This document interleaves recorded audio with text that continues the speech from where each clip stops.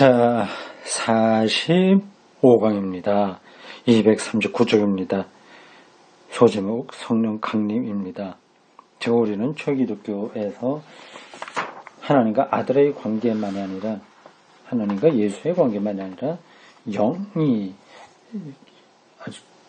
아주 중요한 구성적 요소가 됐느냐 하는 것을 배우고 있습니다. 소제목 성령 강림입니다. 그리스도 신자들이 이같이 예리한 말을 할 수 있었다는 것은 예리한 말, 부활 후에 예수를 부정하는 것은 성령을 거역하는 거다는 거죠. 그건 구원에서 배제된다고 했어요. 이렇게 말할 수 있다고 하는 것은 제2회개 불가능에 대한 또 다른 예리한 말들을 상기시킨다. 이런 말들은 교회가 부활 전에는 영이 예수께만 계셨으나 지금은 모든 이에게 현존하시어 그 작용을 체험할 수 있음을 확신했다는 사실을 가리킨다. 이 전환점은 예수 부활에 있다. 요한복음 20장 22절 이하에 보면 예수의 부활로 인해서 모든 사람들에게 영이 임했다고 하는 것도 객관적으로 증명이 되는 건 아니잖아요.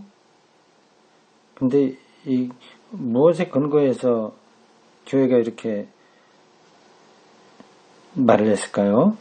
요한복음 20장 22절 이하에 보면 제자들에게 영혼을 전해주는 일이 부활하신 예수의 현현과 직결되어 있다. 아무튼 영이 오순절 즉 6월절 50일 후에 유대교 축제 주간에 부어졌다는 것은 주지의 사실이다. 오순절 성령 강림 사건이요. 여기서 나타나는 상이한 두 날짜는 그리 큰 문제가 되지 않는다. 상이한 두 날짜.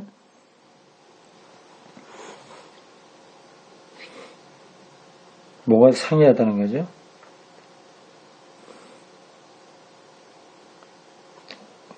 오순절에 그런데 뭔가요? 좀 더 가보겠습니다. 우리는 제자들의 영의 체험이 이미 부활 후에 즉시 있었다고 생각할 수 있다. 두 차이에요. 부활 후에 즉시 있었다고도 볼 수 있고 오순절에 주어졌다고도 하는 이 차이를 얘기합니다. 이것이 오순절의 최초에 대해 선교운동으로 전환하여 누구든지 이 운동을 영의 작용을 알아들을 수 있었다고 미루어 생각할 수 있다.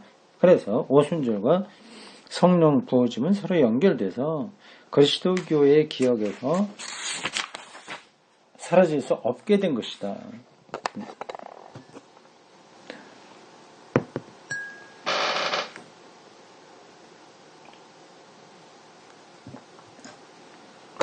실상 날짜 문제보다도 더 중요한 것은 사도행전의 저자 누가가 성령 강림 나를 묘사하면서 어떻게 영의 현존을 해석하고 있느냐 하는 것이다. 오순절 성령 강림 사건에 대한 묘사입니다. 갑자기 하늘로부터 큰 소리가 나죠. 마치 큰 폭풍이 밀려 온 집안을 휩쓰는 것 같았다. 마가의 다락방이라고 해죠. 그때 갈라진 불효 같은 것들이 나타나서 제자들은 모두 영에 사로잡혔으며 언어 기적이 일어났다. 방언이죠. 이 부분은 창세기 1장 2절을 가리킨다. 하나님이 숨이 심판과 구원을 행하신다는 여러 성서 말씀들도 요한의 설교도 머리에 떠오르게 한다. 베드로의 설교에서는 그 많은 성서 말씀들 중 하나인 요엘 3장 1에서 4절을 인용하여 누구나 체험할 수 있는 것과 관련시킨다.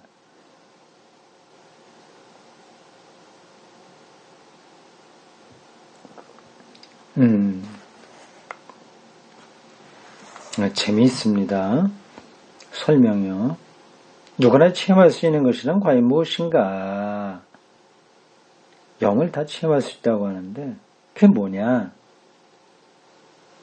하나님 나라가 예수의 업적으로 시작되었고 예수의 부활도 확증되었으며 이제 사람들의 마음에 큰 능력을 떨치게 되었다는 것이다. 그래서 베드로는 이 사건을 옛 예언이 성취된 것으로 해석하면서 하나님이 메시아로 삼으신 예수, 십자가에 달리고 부활하신 예수에 관해서만 이야기한다. 예수에 대한 이야기가 곧 영에 대한 이야기인 거죠. 지금 일어나는 것은 하나님의 종말론적 행동이 좀 더 큰 범위로 시작되는 것이며 그것은 또 제자들에게도 가능한 일이다. 그러나 예수 그리스도 안에서 완성된 사실이 확대되는 것 이외에는 다른 아무것도 일어나지 않는다. 예수 그리스도 안에서 일어난 것, 그것이 온 세계에 떨쳐지는 것, 그거 말고 다른 건 아니다. 그게 영의 일이다 하는 거죠. 영을 차지하고 체험한다는 것은 예수 그리스도 안에서 하나님의 현존을 체험하는 것을 말한다. 이게 핵심이죠. 핵심. 성령을 받았다고 하는 것은 그건 안에 경험인데 손바닥 안에 남아있는 게 아니고 은행 통장 같은 게 아니라서 경험하는 건데, 그래서 예수 안에서 하나님의 현존을 체험하는 것이다. 예수 그리스도 안에 있는 하나님의 현존. 이것은 하나의 새로운 체험이긴 하나 그리스도 안에서의 하나님의 현존에 추가되는 그런 새로운 체험은 아니다.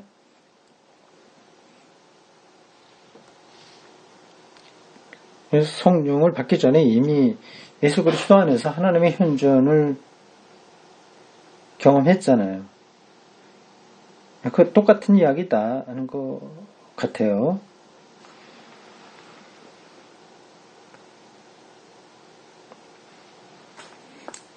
결국 성령을 체험한다는 것은 예수 그리스도 안에 있는 하나님의 현존에 대한 경험인데, 예수님 세례받을 때도 그런 경험이 있었고, 예수에게 공생에 나타났던 많은 사건들도 하나님의 현존을 가리키니 그거를 인정하고 받아들이는 사람들은 다 성령을 받은 거다 말이 되는 거죠. 새로운 경험이긴 하나 완전히 다른 건 아니다. 세례. 베드로는 오순절 설교 후에 우리는 무엇을 할 것인가 라는 질문을 받고 이렇게 대답한다. 사람들이 이제 우리 어떻게 해야 되냐 하고 할 때요. 회개하라. 그리고 한 사람도 빠짐없이 예수 그리스도의 이름으로 세례를 받고 죄를 용서받으십시오. 그러면 성령을 선물로 받게 될 것입니다. 요한에게서 받은 예수의 세례에서 원형적으로 일어난 일이 이제 개개인의 신앙인에게 이루어진다. 여기서부터 세례와 영의 수령이 서로 연결된다. 세례는 영을 받는 것으로 초기독교 안에 자리를 잡게 됐습니다.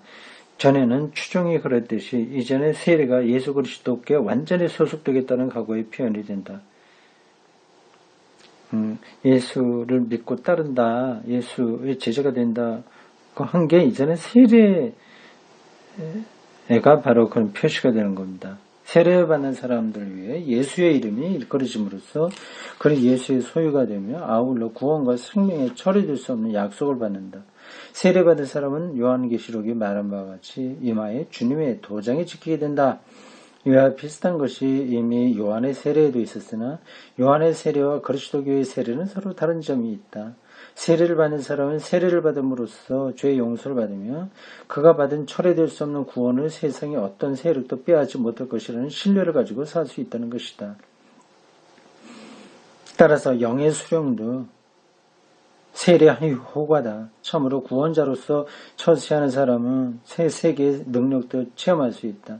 다시 말해서 그는 하나님의 영에 사로잡혀 새로운 피조물이 되며 새롭게 중생하게 된다. 그러나 여기서 우리는 교리 교육에서 얻은 지식을 성서 원문에 끌어들이지 않도록 조심해야 된다. 조금 아까 이거 설명한 건 교리예요. 근데 그 성서 원문과 딱 일치시키면 곤란하다는 겁니다. 세례와 영의 수령은 덮어놓고 하나를 이루는 것이 아니다. 우리가 이제까지 보아온 사도행전이 전하는 사마리아 선교 이야기,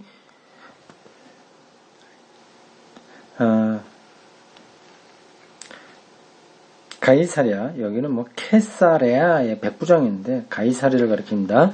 백부장 고넬리오의 회개 이야기, 바울로나 요한의 제자들과 만나는 이야기 등에서 보면 세례 전이나 세례를 통해서도 아직 영이 내리지 않았다. 그러한 혼란한 기가 있었습니다.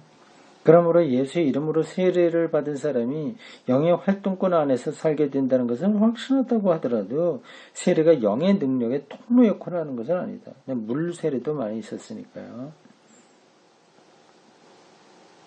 구약 성서는 신약 성서랑 동일하게 영은 굴고 싶은 방향으로 분다는 것을 증언한다.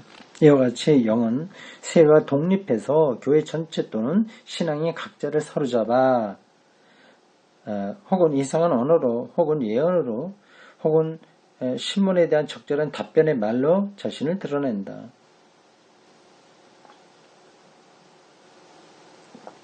그리스도교는 이 영의 독자성을 종종 상기할 필요가 있다. 어느 한쪽에만 독점적으로 매여 있는 건 아니죠. 불고 싶은 대로 부는 바람처럼 여러 방식으로 우리를 예수 그리스도 안에 있는 하나님의 현존으로 이끌어갑니다. 초대교회가 얼마 안 가서 영의 선물의 은사죠. 은사에 관해서도 말하고 있다고 해서 이건 모순되는 것은 아니다. 여기서 표명되는 것은 세례받은 자가 결국은 구원 활동 범위 내에서 그리스도 편에서 살 수 있다는 것이다. 그러나 성령의 선물은 어디까지나 하나님의 선물이며 하나님만이 이 선물을 주시고 적용하게 하신다. 그것이 문제가 있어 보이지 않습니다. 또 이해하기 어려운 부분도 없어 보입니다. 근데 재미있는 설명이에요. 참 꼼꼼하게 잘 짚어주네요. 성령 242쪽으로 넘어가서 자유의 영으로 이야기합니다. 성령 강림에 관하여 우리는 특히 사도행전의 옛 전승에 입각하여 살펴보았는데 오순절 성령 강림 사건, 영의 본질과 장에 관하여 좀 더 자세히 관찰한 최초의 인물은 바울이다. 로마서 8장 5절 그리스도의 영은 모시지 못한 사람은 그리스도의 사람이 아니다. 이것은 그리스도의 부활 후부터는 영이 누가 그리스도께 종속되어 구원 안에 있는지를 결정하는 표지라는 것이다. 신앙인은 세례로서 어떤 상태에 놓이는 것이 아니라 상태에 놓이는 것이 아니라 계속되는 사건의 과정 안에 들어서게 됩니다. 참 중요한 표현들이 많네요. 이런 것들을 정확하게 이해하는 게 신학 공부입니다. 어떤 상태에 놓이는 게 아니라 성령 받았다고 해서 이건 좀 정적인 거죠. 상태에 자격증을 따는 것 같은 그런 게 아니라 계속되는 사건의 과정 안에 들어서게 됩니다. 그는 자유와 미래를 가지게 됩니다. 주의 영이 계신 곳에는 자유가 있으며 고린도후서 3장 17절 이 영이 미래의 영광의 보증이다. 고린도후서 5장 5절 이와 같이 영은 사람을 전진시키지만 먼 피안으로 끌고 가는 게 아니라 현세에서 그리스도교 생활을 완성에 이르기까지 입증하도록 이끄신다. 이미 여기서 영이 그리스도교 삶을 완성하도록 이끄신다. 영을 입은 사람은 죄로 유인하는 육의 힘에 항거한다. 로마서 8장 5절 그는 육의 행실을 행할 필요가 없으며 사랑으로 영의 열매를 맺는다. 갈라디아서 5장 등등. 바울이 교회 생활에서 아주 중요시하는 카리스마, 은사, 즉 은총의 선물도 이 영의 열매에 속하며 이 영의 작용이다. 고린도전서 12장입니다. 그리스도교적 실존, 구원 안에서의 삶이 다만 영의 작용에 의해서만 가능하다면 이 영의 작용과 부활 승천하신 그리스도의 작용과의 관계는 무엇인가? 영의 작용과 그리스도의 작용. 이거 같은 거 아니에요? 그리스도의 작용이 어떤 양상으로 나타나느냐 하는 데에서 영이 인 거죠. 그게 영의 활동인 거죠. 근데 좀 어떻게 구분하러 봅시다. 고대 그리스도교 전승은 거의 하나님의 영에 관해서만 언급하고 있다. 바울도 많은 경우에 그렇다. 그러나 바울은 그리스도의 영, 하나님의 아들의 영에 관해서도 말한다. 이것은 영 안에 현존하며 작용하시는 이는 다름 아닌 주님이심을, 예수 그리스도이심을 뜻한다. 영은 하나님의 능력이며 그리스도는 이 능력으로 자기의 행동을 체험하게 한다.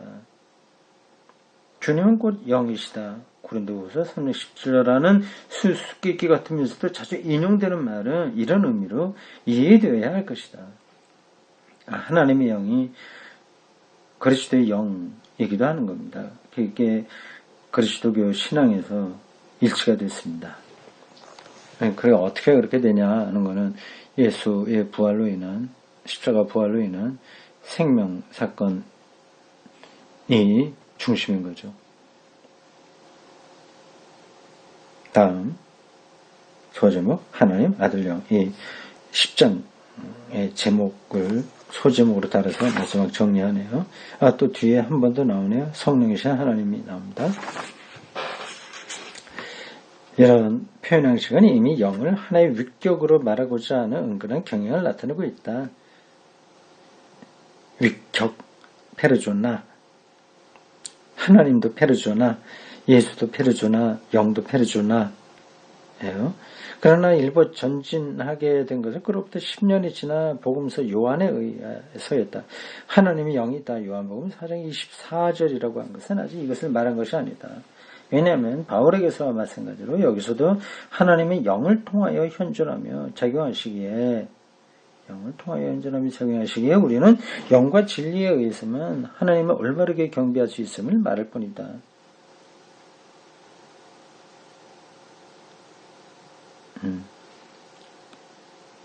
말할 뿐이기 때문이다.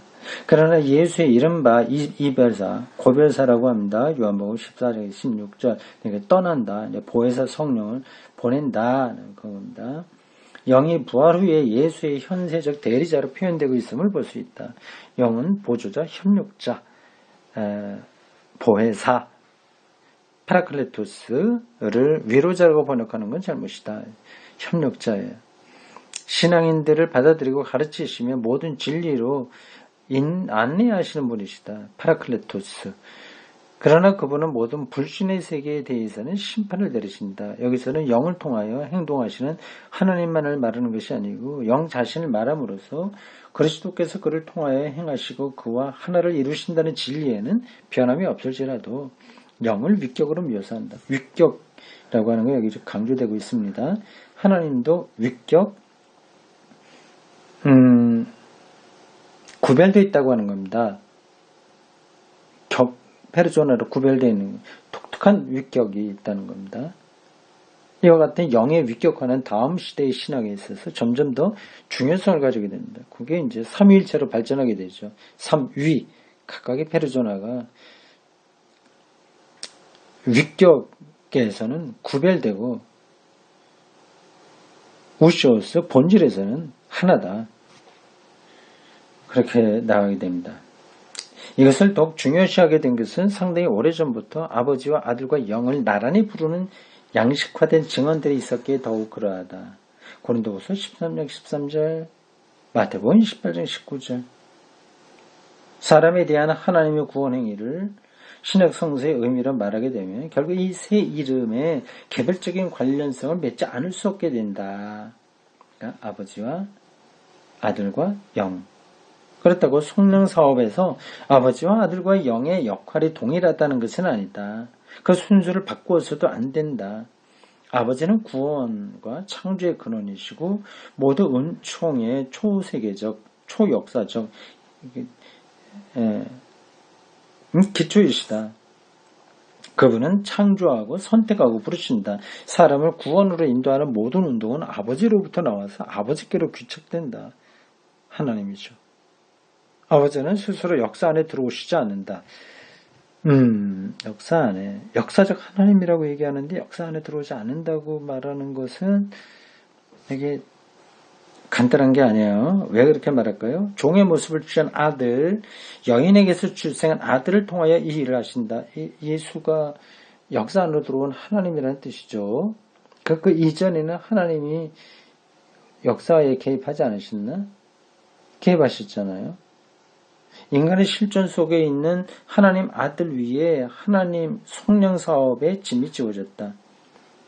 그분은 우리의 구원을 선포해야 하고 그것을 자기의 행적과 고난과 죽음과 부활로서 완성해야 했다. 순수히 역사적이며 현세적인 하나님의 성령 사업은 하나님으로부터 오면서도 사람이 되신 아들. 에 그 중심점을 두고 있다. 이건 맞죠? 역사 내재에서의 활동은 역사적 인물이었던 예수에게 주어진 겁니다. 이 모든 것은 다 하나님께로부터 왔다. 그 인용한 구절입니다. 하나님께서는 그리스도를 통하여 우리를 자기와 화해하게 해주셨고 인간의 죄를 묻지 않고 그리스도를 통하여 인간과 화해하셨다. 고린도후서 5장 18절 이하입니다. 영은 하나님이 아들의 희생과 그분을 믿는 우리의 신앙을 보시고 우리에게 주시는 선물이다. 그러나 이 선물은 사물이 아니라 하나님의 위격적 현존이다. 이런 표현들이 참 와닿지 않죠? 위격적 현존.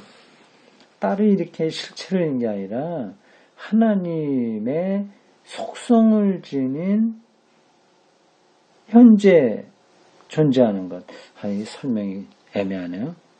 그냥 외워두십시오. 이거를. 하나님의 위격적 현존. 성령은 하나님의 위격적 현존이다. 사물이 아니라 그렇다. 이 하나님의 현존을 믿는 신앙 역시 영의 작용이다. 우리는 이렇게 말할 수 있을 것이다. 강생하신 하나님의 아들 그리스도는 우리와 함께 계시는 하나님이시고 함께 역사에서 함께하는 하나님이시고 아버지와 부활하신 주님으로부터 파견된 영은 우리 안에 계신 하나님이시라고. 참 정리가 멋지게 됐네요. 우리와 함께 계신 하나님, 우리 안에 계신 하나님.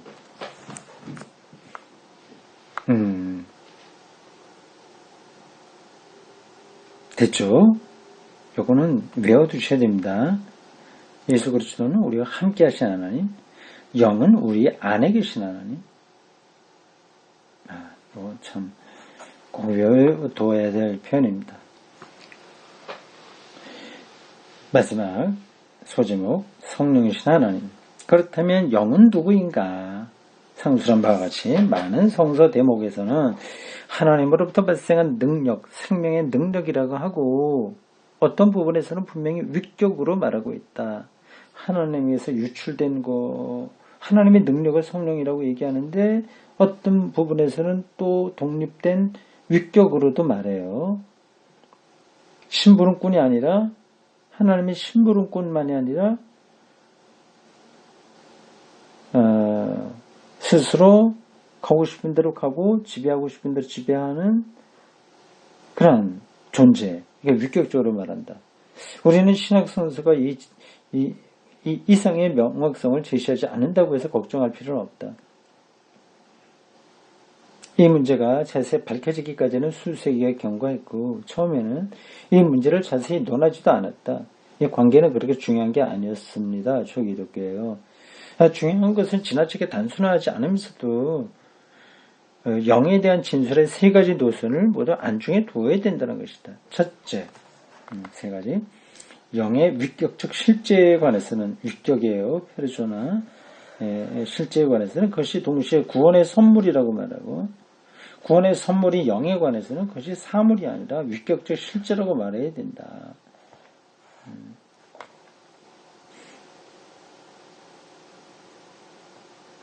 이런 것들을 좀 더 명확하게 이해하려면 위격, 실제 이런 것에 대한 개념을 풍부하게 알아야 됩니다. 둘째, 영의 위격과 아버지와 아들의 위격 사이의 구별에 관해서는 영이란 사람과 세상 안에 아버지와 아들의 현존하는 현실성 것이라고 말해야 된다. 영은 현실성이다.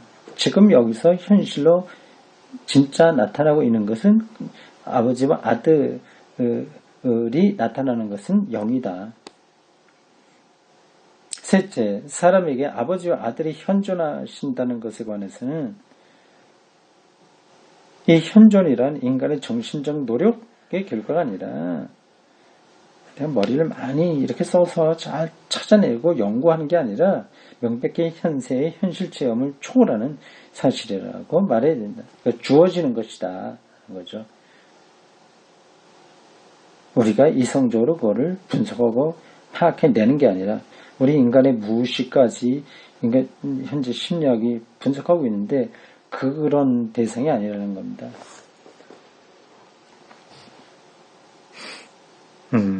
정리됐죠? 이 모든 것은 결국 이론적 사변의 대상은 아니다. 그렇죠. 이렇게 이런저런 설명해도 실제 경험이 필요하니까요. 신약 성서에서도 이 모든 관계를 이론의 형식으로 제시하지 않고 교회의 신앙 고백으로 찬가의 형식으로 신앙 고백, 찬가, 예배의 형식으로 나타내고 있다. 3세기 중엽, 카르타고의 주교 키프리아누스는 신약 성서에 나타난 교회가 영의 작용에 비추어 자신을 어떻게 생각했는지를 표현하여 인용한 부분입니다.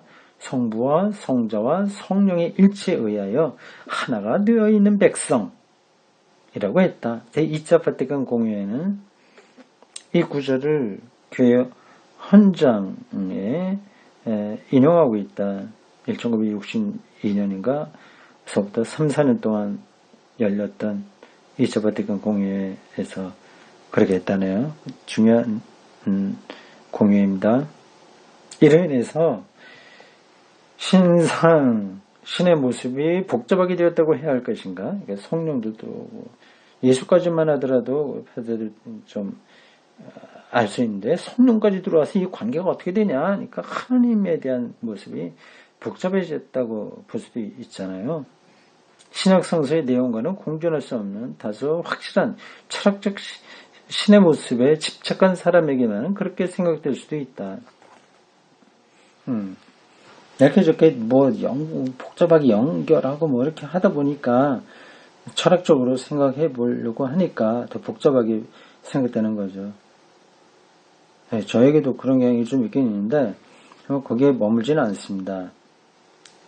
신약 성서의 그리스도 신자들은 아버지와 아들과 영이라는 말을 신앙의 장애물로서가 아니라 오히려 무한한 풍성한 시사로 받아들였다. 신앙을 더 풍성하게 만드는 가르침으로 받아들였다. 그러나 뒤에 언급하겠지만 다음 시대에 와서는 장애물로 생각한 적도 드물지 않았다. 이 시기에는 그리스도 신앙의 신의 모습과 요구 조건을 외면하고 좀 더 단순하고 확실한 철학적 해결에 치우칠 위험이 있었다. 그럼에도 불구하고 교회가 같은 시기에 수수께끼 같은 신약 성서의 말씀에 따라 늘 자체를 정비하여 왔다는 것은 교회가 표현할 수 없는 하나님의 신비, 교회가 표현할 수 없는 하나님의 신비 앞에서 그만한 경외심을 가지고 있다는 표시가 된다. 하나님과 인간의 관계에 관하여 올바르고 충분한 이야기를 하려면 바울과 같이 여러 가지 차원에서 보고 표현해야 된다. 신앙인은 그리스도 안에 있다고 말할 수도 있고 영 안에 있다고도 말할 수도 있다. 그러나 그것은 하나님이 만물을 완전히 지배하신다는 것 외에 다른 의미가 아니다. 요거를 이렇게도 말할 수 있고 저렇게도 말할 수 있어요. 그리스도 안에 있는 거라고도 말할 수도 있고 영 안에 있는 거라고 말할 수 있습니다. 내가 그리스도 안에서 구원받았다고 말할 수도 있고 영 안에서 구원받았다고 말할 수도 있습니다. 핵심은 하나님의 구원 통치죠. 그래서 복잡한 증언은 기독교 교리에 대한 증언은 다음 세대의 큰 연구 테마를 넘겨주었다. 하나님의 모습을 어떻게 더 풀어내야 되느냐 하는 숙제입니다. 그래서 11장에 가면 하나님의 신성과 인성을 다루게 됩니다. 수고했습니다.